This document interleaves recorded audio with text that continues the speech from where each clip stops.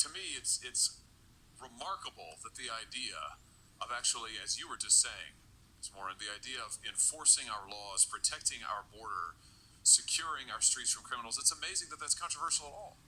And it says something a lot about the other side of the dais that we're having this hearing today.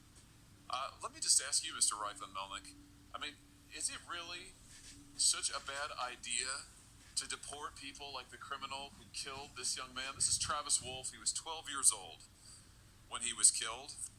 He was mowed down, and I do mean mowed down, in a car by an illegal immigrant, 12 years of age, walking along a sidewalk in my state of Missouri, mowed down by an illegal immigrant who I think also had a prior criminal record. Is it such a bad idea to deport the person who killed him?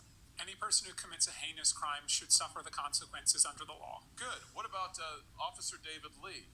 Officer David Lee was killed in Missouri just a few months ago by another illegal immigrant, once again in a car, who used it as a lethal weapon to ram him and kill him. Is it so wrong, such a bad idea to deport the illegal immigrant who killed this good man?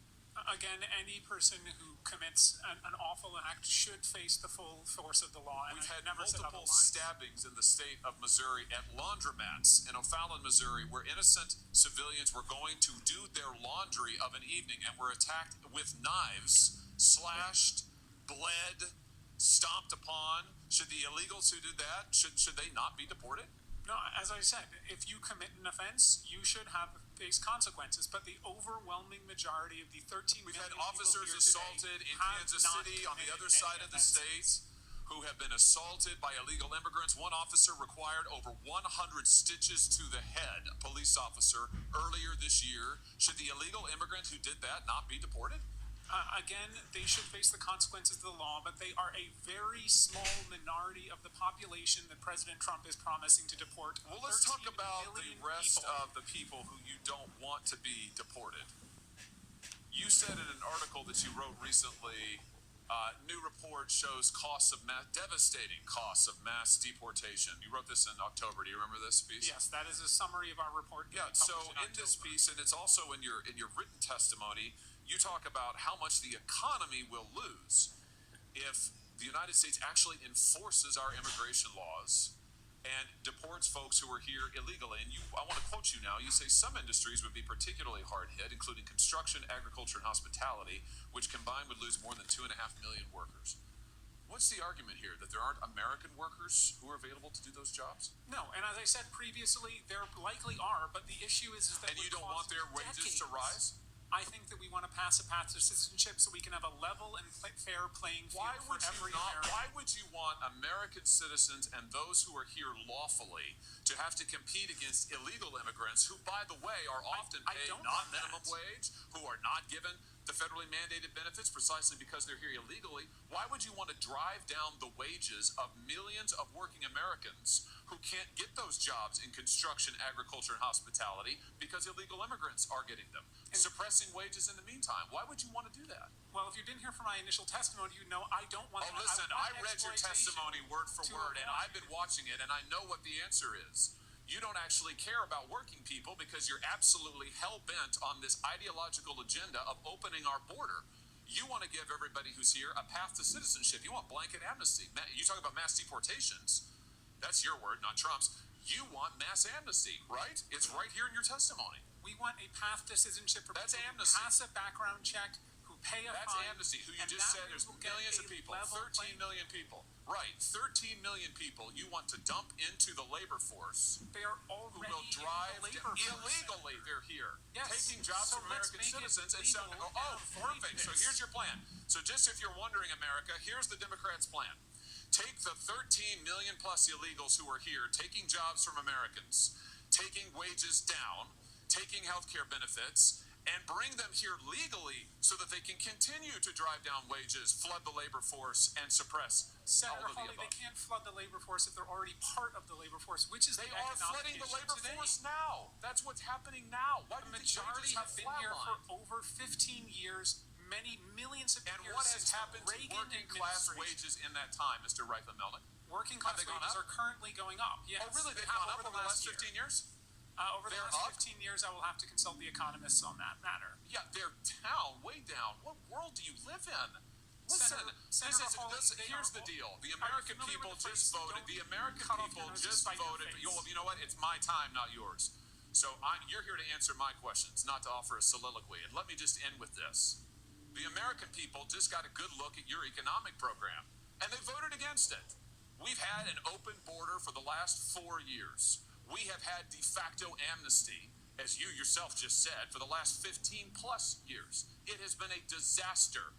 People have died because of it. Wages are lower because of it. Our streets are in chaos because of it. And now you and the Democrat Party just say more of the same, more of the same. Let's double down. I would just say to you, I think that's insanity. I think it's total insanity, and the American people do too. Senator Hawley, we have a choice. We can either hurt the economy or help the economy. And if we want to deport 13... It hurts the economy to give American workers jobs? Senator from Texas.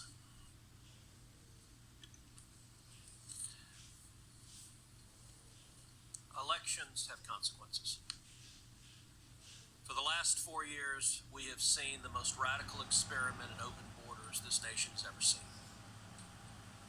There are many reasons the American people showed up in overwhelming numbers to vote, to re-elect Donald Trump, to elect a Republican majority in the Senate, to re-elect a Republican majority in the House, but there was no reason more front and center than the open borders of the last 4 years. And I have to say, I think there were a number of us wondering, did any of the Democrats in Congress learn anything from the election? And the existence of this hearing makes very clear the answer is no. We've seen 12 million people come into this country illegally under Joe Biden and Kamala Harris. My home state of Texas has seen more than any state in the country. There is a reason that the Rio Grande Valley, which has been Democrat for over 100 years, flipped red this election. Because when your home is invaded by more than 12 million people, it changes your voting patterns. Every single day, we have seen Americans murdered. We have seen women raped. We have seen children brutalized by criminal illegal aliens released deliberately by Joe Biden and Kamala Harris. The numbers are staggering.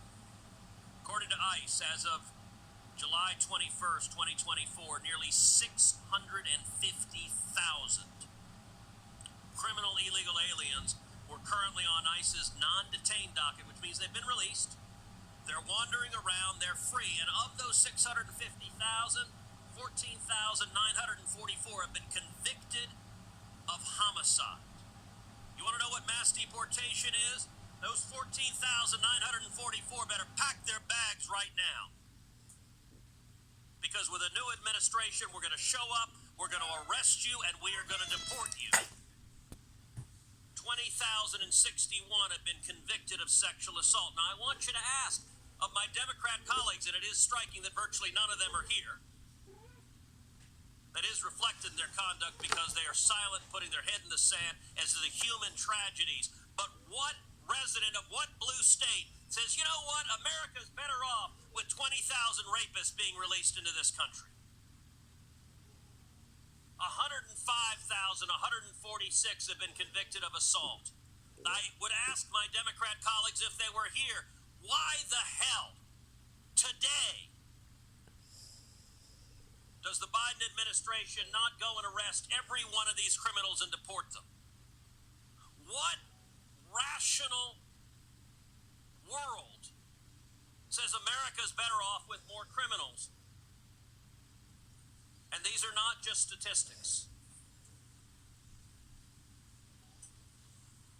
Ms. Moran, thank you for being here. The country grieves the loss of your daughter. Your daughter was beautiful. She was a mom who I know loved her kids. And she's not with us today. She was raped and murdered because this administration chose to release a violent criminal into America. Your daughter should still be alive. And every one of these victims should still be alive. Laken Riley, a name that the Democrats on this committee can't bring themselves to utter should still be alive. And in my hometown of Houston, Jocelyn Nungry, I've gotten to know Jocelyn's mother, Alexis, very well. Miss Marin, like you, Alexis is incredibly brave. I cannot imagine the pain. I'm a father. To lose your child, no parent should have to bury their child. Children should bury their parents, not the other way around.